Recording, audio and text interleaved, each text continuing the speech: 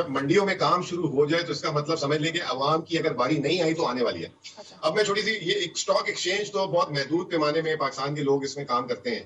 2.5 लाख लोग मतलब टोटल इसमें जो है स्टॉक एक्सचेंज में रजिस्टर है। दिन में मेरे ख्याल से 40-50 हजार आदमी काम करता होगा। हमारी आबादी है 23 करोड़ की, 22 करोड़। लेकिन ये जो 50 हजार लोग काम करते हैं ना, ये इशारा दे देते हैं कि पूरे मुल्क में रुझान क्या है, मूड क्या है।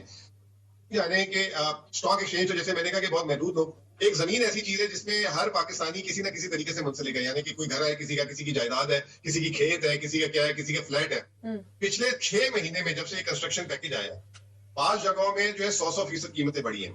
कराची में भी, पंजाब में भी। ये तमाम चीजें जो है इंडिकेट करती हैं कि मईशत के अंदर एक नई रूह फूक हो चुकी हुई है। और इसमें जो है क्रेडिट जाता है, पहले तो मैं दूंगा वजीर आजम को, जिसने इकोनॉमी को खोल दिया कोरोना के टाइम पे, और एक अल्लाह पे तवक्कल की और एक साइंटिफिक बुनियादों पे जो है एक टीम बिठा दी NCOC, और उसने जो है डाटा की बेस पे फैसला किया कि किस तरीके से मुल्क को खोलना है, बंद करना है। फिर दूसरा क्रेडिट दूंगा NCOC को। तीसरा जो सबसे अहम क्रेडिट है जिसके बगैर ये बात खत्म ही नहीं हो सकती, वो स्टेट बैंक। अगर स्टेट बैंक अपनी एक माशी पॉलिसी को नरम ना करता और पैसा ना फेंकता, तो ये मईशत की आज जो हम बातें कर रहे हैं, जो हमारी जो बातें खिली हुई हैं, ये ऐसी सूरत हाल ना होती। तो ये तमाम चीजें जो है, उसके बाद फिर कंस्ट्रक्शन पैकेज दे दिया वजीर आजम ने, उसके बाद एक्सपोर्टरों को फायदा दे दिया, गंदम की कीमत बढ़ा दी, जो है सपोर्ट प्राइस बढ़ा दी, गन्ने वालों को जो है उनकी जो है कीमत, पहले जो है शुगर मिल वाला जो है उसको दबाता था, उसको जो है सीधा किया। तो की आबादी ज़राअत से मुंसलिक है। अगर 6 में से 5 बम्पर क्रॉप है तो 60% आबादी जो है वास्ता या बिल वास्ता जो है उससे मुस्तफीद हो रही है। उसकी वजह से 52% मुल्क में गाड़ियों की सेल हुई है ज्यादा, 20% सीमेंट की सेल हुई है। अगर 20% सीमेंट की सेल हुई है तो हमें हाथ चाहिए जो मजदूरी करेंगे, जो घर बनाएंगे, जो बिल्डिंगें बनाएंगे, तो उनको रोजगार मिल रहा होगा, रन करने वाले चाहिए होंगे। फिर उसके बाद 9 लाख मोटरसाइकिलें बिकी हैं। मोटरसाइकिल तो अमीर आदमी नहीं चलाता ना, एक जो है मिडिल क्लास से भी नीचे वाला आदमी चलाता है। तो ये तमाम इशारे बता रहे हैं कि कतई नजर की महंगाई भी हुई है, ठीक है ना। और महंगाई पे वो लोग अफेक्ट हुए हैं जिनकी तनख्वाहें निजी सेक्टर से हैं, ठीक है ना। जो प्राइवेट सेक्टर में काम करते हैं उनको साल भर इंतजार करना पड़ता है तनख्वाह बढ़ने का। जिसका अपना कारोबार है, इवन जो सब्जी भी लगाते हैं ना, सब्जी वाले ने भी अपना मुनाफा सिक्योर कर लिया हुआ है। जो है मैकेनिक है ना, तो उसने भी जो है ना, पहले अगर वो 100 रुपए का काम करता था तो वो कहता मैं 150 लूंगा जी, महंगाई होने वाला भी एक चीज है जो अगले स्टेप में आगे माशी ग्रोथ। ये जो 3.94 का फिगर है, इसमें कुछ लोग तो ये कह रहे हैं कि जी ये घड़ा गया है और ये एग्जैजरेटेड फिगर है। कुछ लोग ये कह रहे हैं कि हो सकता है कि ये इससे भी ऊपर चला जाए। तो आपकी क्या असेसमेंट है? क्योंकि आपने उस वक्त पॉजिटिव बात करनी शुरू की जब कोई भी नहीं कर रहा था। तो आपकी अपनी असेसमेंट क्या है? ये जो ये तरक्की की शरह का ये जो फिगर आया है, आपको कैसा लगता है कि इसमें वाकई ये एग्जैजरेटेड है? अदील भाई, पहली बात तो ये है कि आपको भी मुबारक कहते थे, आपके शहर के ही हैं, आप, मैं नाम नहीं लेना मुनासिब समझूंगा, वो अब आ गए कि जी 3 साढ़े 3 है। तो उनके मुंह से ये 3 साढ़े 3 निकल जाना जो है ना, ये भी एक जैसे कहते हैं ना कि मौजूदा है। अब क्योंकि उनके पास कोई दलील नहीं है, उनके पास कोई मॉडल नहीं है, वो 1-2 लोगों ने कोशिश की कि जी शौकत तरीन जब वजीर खजाना नहीं था तो शौकत तरीन कह रहा था मईशत का बेड़ा गर्क हो गया। भाई शौकत तरीन जो है घर से बैठ के जो है बात कर रहा था। अब जब वो डेटा उसने आके देखा तो उसकी भी आंखें खुल गई हैं।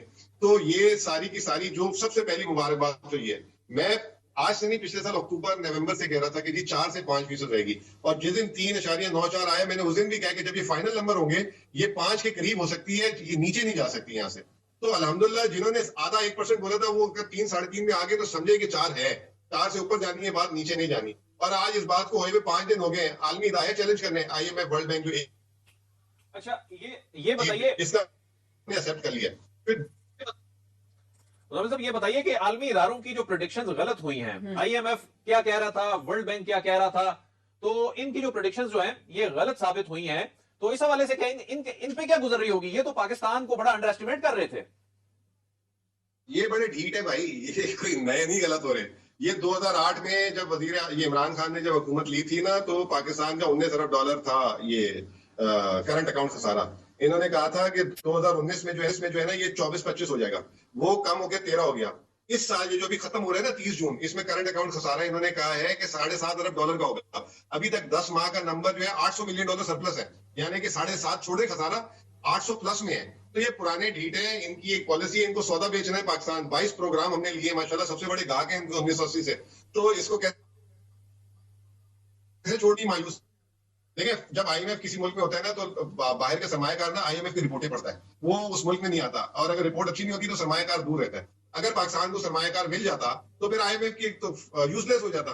तो ये हमेशा से एक मायूसी इन्होंने फैलाई, और पाकिस्तान के बारे में तो एक मशहूर है कि आईएमएफ जो है एक माशी इदारा नहीं, फाइनेंशियल इदारा नहीं, एक पॉलिटिकली पाकिस्तान को ट्रीट करता रहा हमेशा से, क्योंकि वेस्टेड इंटरेस्ट जो वेस्ट के रहे हैं पाकिस्तान पे, तो आईएमएफ को एज अ टूल यूज किया है पाकिस्तान के खिलाफ। मुझे साहब में एक परसेप्शन तो ये भी जा रही है ना कि ये जो जी जी सर, को मेरी आवाज आ रही है? आवाज नहीं आ रही आप लोग की।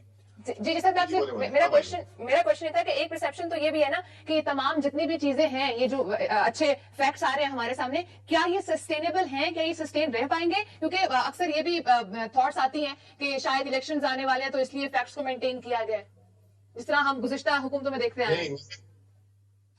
नहीं, मेरा ये ख्याल है कि ये जो ग्रोथ हमी पैदावार की बेसिस पे आई है, जैसे मैंने आपको कहा ज़राअत से आई है, इंडस्ट्री से आई है, और जब ये आती है तो खिदमात का शोबा खुद ब खुद बढ़ जाता है। मिसाल है, अगर गंदम की क्रॉप बम्पर आएगी तो ज्यादा आपको ट्रांसपोर्ट चाहिए, दुकानों में माल ज्यादा बिकने आएगा, होलसेल और रिटेल होगी, तो खिदमात ज्यादा बैंकिंग की जरूरत पड़ेगी, तो खिदमात का शोबा उसके साथ खुद चलता है। पिछली दफा क्या हुआ था, जो 5% की ग्रोथ की बात कर रहे थे, उन्होंने $60 अरब की इंपोर्ट की थी और $19 अरब का खसारा करा दिया था। तो वो बाहर से उधार ले लेके वो जो है पंप कर रहे थे, पंप एंड डंप जिसे कहते हैं अंग्रेजी में। इस दफा जो है आपने डेफिनेशन है ना, factor of productivity, land, labour and capital, तो आपने अपना लैंड और अपनी लेबर से जो है ये ग्रोथ निकाली है, बजाय ये कि बाहर से कर्जा लेकर। देखिए, इसकी कामयाबी की आपको छोटी सी बात बता देता हूँ कि आज पाकिस्तान ग्रीन बॉन्ड कर रहा है इंटरनेशनली। ये ग्रीन बॉन्ड ये कि वापडा वाले एक डैम बना रहे हैं, जो कि पिछले दिन वजीर आजम ने ऐलान किया था, उसपे जो है $50 करोड़ लेने गए हैं वापडा वाले, हुकूमत पाकिस्तान भी नहीं, वापडा।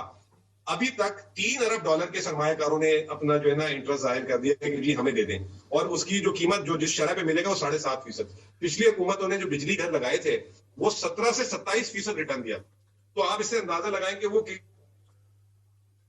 कितना। और दूसरी तरफ ये कॉन्फिडेंस अगर मीशत में है, आईएमएफ के चुंगल से जान छूटने की ये खुशखबरी कब आएगी? अगर ये सब कुछ हो रहा है तो अब हम क्या दोबारा आईएमएफ के पास जाएंगे, या कोई ये खुशखबरी मौजूदा हुकूमत में आ जाएगी कि अब हमें इनके पास जाने की जरूरत नहीं है? अदील साहब, मैंने ना इंटरनेट और ट्विटर पे तो बोल दिया, अभी पहला इलेक्ट्रॉनिक चैनल है आपके थ्रू बोल देता हूँ, इसको सेव कर लीजिएगा कि 2008 में जब मुशर्रफ लेना पड़ा, 13 में जब पीपल्स पार्टी गई तो नून को लेना पड़ा, 2018 में जब नून गई तो पीटीआई को लेना पड़ा, 2023 में पीटीआई आए या कोई और है, इंशाअल्लाह ताला उस हुकूमत को नहीं लेना पड़ेगा। अगर वो हुकूमत ने आके कोई फूफा मार दिया तो उसको लेना पड़ जाएगा। लेकिन जो अभी हालात हैं, तारीखी रिजर्व है और जो चीजें हैं जहां से चली हैं, 2023 में आपको प्रोग्राम नहीं लेना पड़ेगा। ये आप मेरे से आज मेरी ये क्लिप सेव कर लें। अच्छा मुज़म्मिल साहब, आपने लिखा था, मैं पढ़ भी रही थी जगह कि अब स्टॉक मार्केट के साथ साथ मुआशी इस्तेहकाम भी मतलब बहुत तेजी से आगे बढ़ेगा, और आपने ये भी लिखा था कि 2018 के मुकाबले में अब हमें सिर्फ 1/3 कर्जा लेने की जरूरत पड़ेगी। तो इस पे आप क्या कमेंट करेंगे, ये किस तरह से पॉसिबल होगा? देखें, 2018 में जब ये पीटीआई की हुकूमत आई थी तो इन्होंने $10 अरब पहले साल कर्जा लिया था, क्योंकि पिछली हुकूमत ने इतना ज्यादा कर्जा ले लिया था, वो कर्जे की अदायगियां थी। और अभी 2021 में $3.2 अरब, तो 1/3 कर्जे के साथ जो है इन्होंने 4% जीडीपी ग्रोथ दिखा दी है। उस वक्त उन्होंने 2018 में ना सिर्फ डार साहब ने $10 अरब कर्जा लिया था, बल्कि $8 अरब रिजर्व के भी जो है ना इस्तेमाल, $18 अरब को झोंक कर 5.8% ग्रोथ की थी। तो अब कर्जा भी पर आ गया। उस वक्त जब पीटीआई की हुकूमत आई थी तो ये गिनाते थे, देखें पहले साल इतना कर्जा ले लिया, दूसरे साल पहले साल इन्होंने $10.7 अरब लिया, दूसरे साल 3.6, इस साल $3.2 अरब। तो कर्जा तो यूं नीचे आया है, और ये मैं समझता हूं कि 2008 के बाद पहली दफा हमने देखा है। मुज़म्मिल साहब, ये बताइए कि मौजूदा हुकूमत पे एक जो तनकीद होती है खासतौर पे ये जो कर्जों के हवाले से, और ये कहते हैं जी हमने तो कर्जों का बड़ा पोर्शन कर्जे उतारने में जो है ये लगा दिया है, कोई नए कोई डेवलपमेंट प्रोजेक्ट्स उस तरह कर्जे लेके तो शुरू किए नहीं जैसा मुस्लिम लीग नून और जो माजी की हुकूमतें किया करती थी। तो आपको क्या लगता है कि वाकई इन्होंने जो कर्जे लिए ये कर्जे लेना मजबूरी थी, या ये सिर्फ पहले दावे किया करते थे और अब इन्होंने भी वही काम किया? मुझे एक बात बताएं कि अगर इस माली साल में आपने $800 मिलियन का तो आप अपने जो मीशत को आगे बढ़ाने के लिए जरूरत ही नहीं पड़ी। तो आप ये कल का एक ट्रिब्यून का आर्टिकल है, ऊपर इन्होंने लिखा है कि जी इस साल हुकूमत ने $10 अरब का कर्जा लिया, हेडिंग लगाई है, और अंदर लिखा है कि $9.5 अरब वापस कर दिए। तो आपका नेट डेट तो बड़ा ही नहीं है। और मैं आपको एक और बात बताऊं, 2 किस्म के खसारे होते हैं। एक होता है बैरूनी खसारा, जो बाहर से आप तिजारत करते हैं,